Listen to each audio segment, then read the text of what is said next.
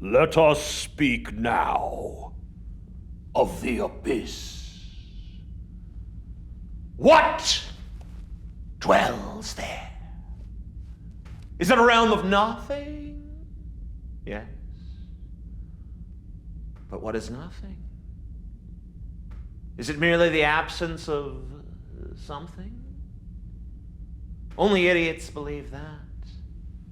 In his book, A Universe from Nothing, Lawrence Krauss lays out that nothing is in fact a seething dynamic cauldron of quantum possibilities, fields and fluctuations that defy our instinctual understanding of emptiness.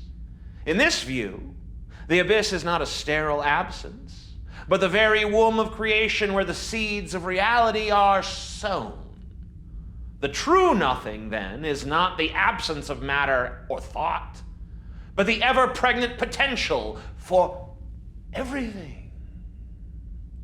Potentiality, baby. Once again, however, I gotta be the guy that points out that mysticism and philosophy figured this out a long time ago. The Greeks called it, ooh, my favorite word, chaos.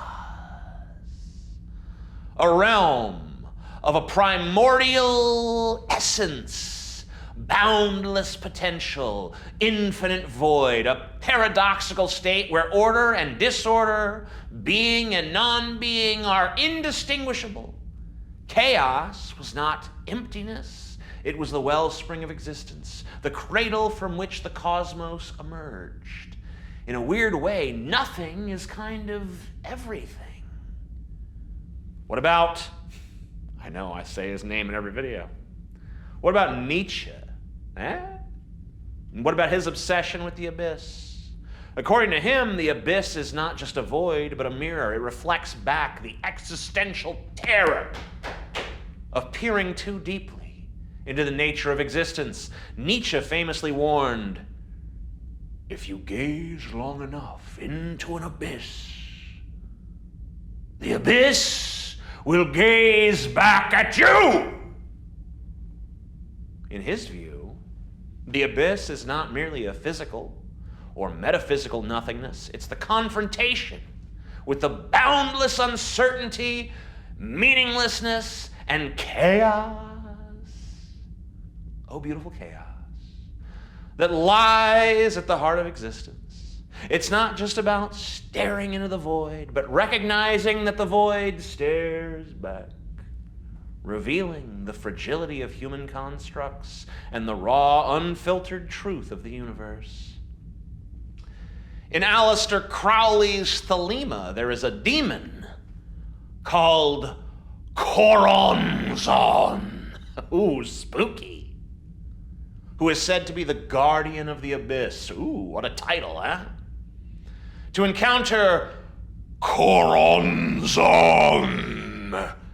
is to face the disintegration of one's identity and to grapple with the chaotic, meaningless void that underpins everything. He is the reflection of the human mind's susceptibility to confusion and madness when stripped of its narratives, stripped of its little certainties. According to Crowley, who popularized but did not originate the demon, Choronzon is not truly an entity, but more of a force of endless, chaotic rearrangement in desperate search for cohesion.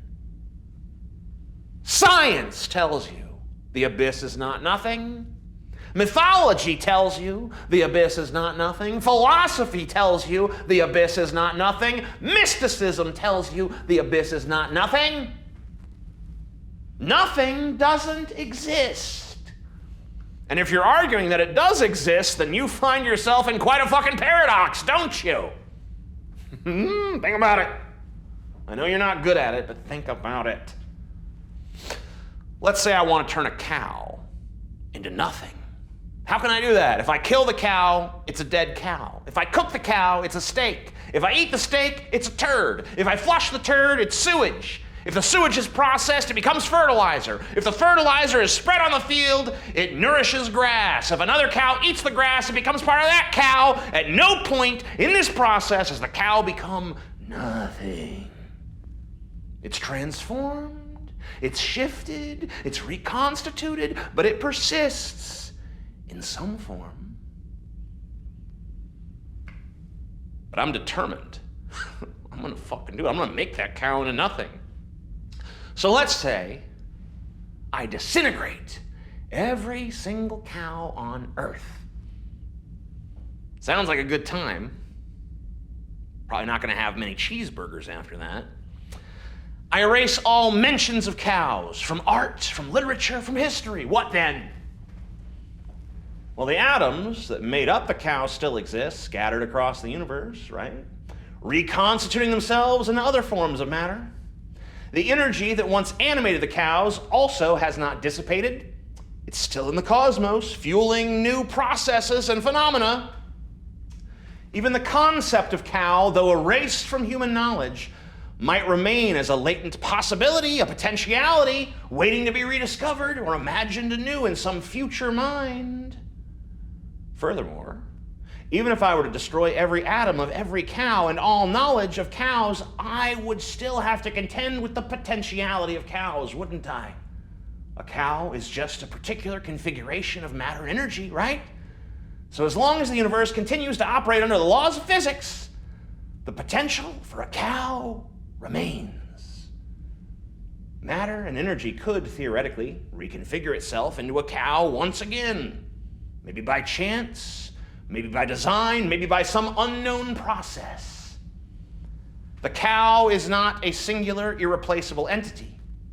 It is a possibility that can manifest whenever the conditions align. To truly annihilate the cow, you have to annihilate the entire universe and all of its rules. Actually, even then, you'd still have to contend with another paradox, the potential for the universe itself to reemerge, bringing with it the possibility of cows once again. In this way, the cow, and indeed everything, is immortal. Not as a fixed entity, but as an eternal possibility. This reminds me of a Carl Sagan quote. He said, "To bake an apple pie," terrible Carl Sagan impression, whatever.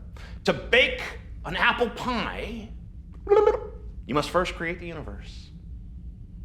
I'm doing what I like to do. I'm reverse engineering it.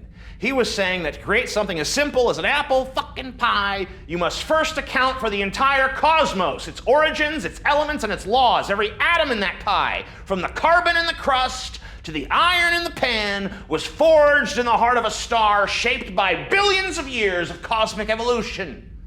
Sagan's point was that the simplest creations are inexorably linked to the vastness of the universe.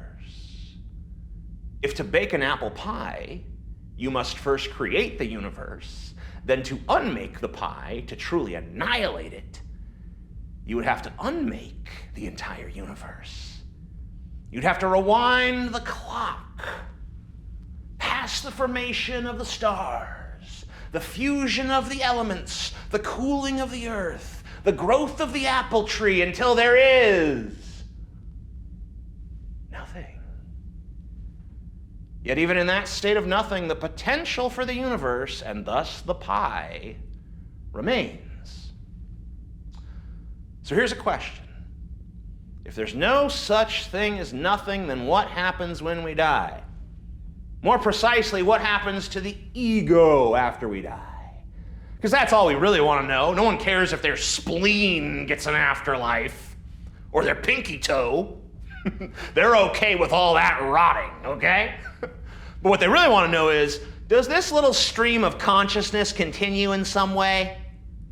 Does this identity, this I, this me, does this continue in some fashion? Well, if the ego, this sense of self, is just an emergent property of neural activity, then it dissolves when the brain ceases to function, like a flame extinguished when the fuel runs out. The atoms that once made you will scatter. Your energy will dissipate into the universe, becoming part of new forms and processes, but that's not you, not the I that we conceive of, right? And yet, does that mean that you, as something, has become a nothing? And does that mean, therefore, that nothing exists? or at least that the term serves a function. Nothing is that which was, but currently isn't, such as the specific configuration of your consciousness. But that's tricky, right? Because you ever heard the saying, you can't step in the same river twice? If you've seen Pocahontas, they say it in there. They didn't originate it, but she does sing it. Your consciousness now isn't what it was when you woke up today. It's changed. So already the consciousness you woke up with meets the criteria of nothing. It once was, and now it isn't. So maybe we need to refine our definition a little further. Otherwise, we have to accept that every second is the death of the I of the last second.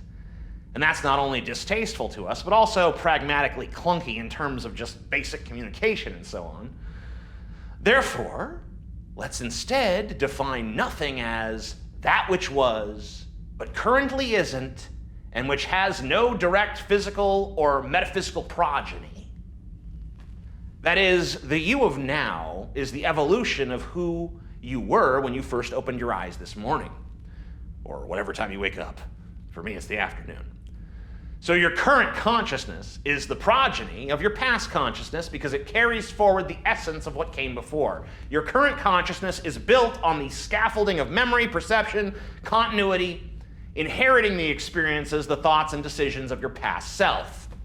Even though it's not identical to the consciousness of a moment ago, it's undeniably linked, a descendant in an unbroken lineage of yous that spans every second of your existence. The concept of death is a bit incoherent in some ways, I think.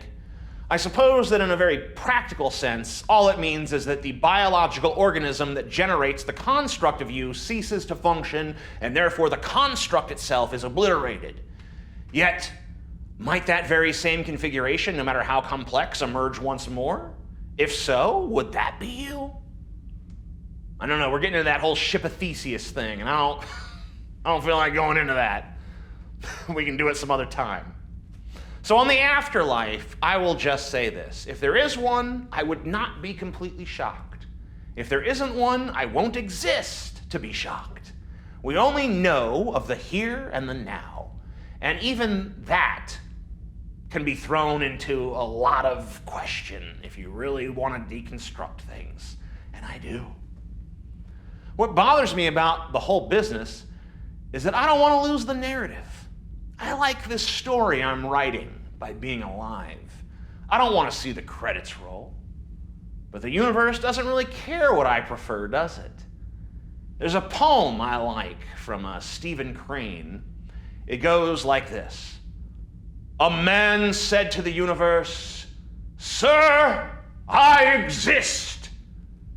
However, replied the universe, the fact has not created in me a sense of obligation. Great poem. Short and sweet. Well, maybe more bitter than sweet. I think the universe could have just as easily replied, yes, but not for long. Then again, perhaps linear time is an illusion and we are all simultaneously and eternally dead and alive forever. Or perhaps consciousness does have some unknown capacity to continue on. Perhaps somewhere better than this. Perhaps somewhere worse. There's a lot of perhapses. But I think we must assume that this is it. That we live, our egos are tethered to these bio-machines, and that when these machines cease to live, our consciousness is gone, and our character walks off of the world stage for the final time. And I suppose I can bring myself to accept that. I have no choice, really. Even if I don't accept it, it's going to remain the same. Or will it? I don't know. I'll need to ruminate on that further. But I think I've spoken enough for now, so until next time, fare thee well, weary traveler. If you are hearing this message, you are dead, or possibly alive. Who knows? I suppose we can conduct an experiment. If you are alive, engage with this video by leaving a comment, giving it a like, and checking out the link in the description.